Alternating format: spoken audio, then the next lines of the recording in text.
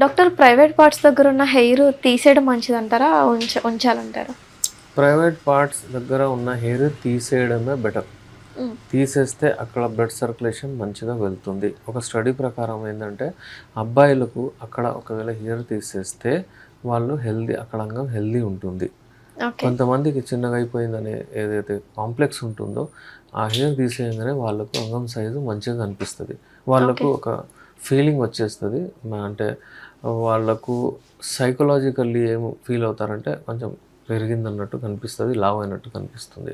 Okay. అలాగే ఏందంటే అది ఉండడం వలన అది ప్రాబ్లమ్స్ ఏమి రావు.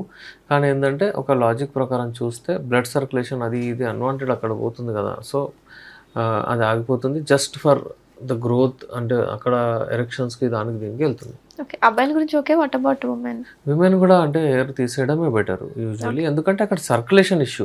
హ్మ్. అమ్మాయిలు గూడా ఎరెక్టైల్ టిష్యూ ఉంటుంది అని జెప్పాను గదా మీకు. అక్కడ గూడా బ్లడ్ సర్క్యులేషన్ పోవాలి. ఎప్పుడైతే వీళ్ళకు అమ్మాయిలకు మూడొస్తుందో అంటే ఎప్పుడైతే స్టిమ్యులేట్ అవుతారో ఆ సమయంలో వాళ్ళకి గూడా ఎరెక్షన్ వస్తుంది.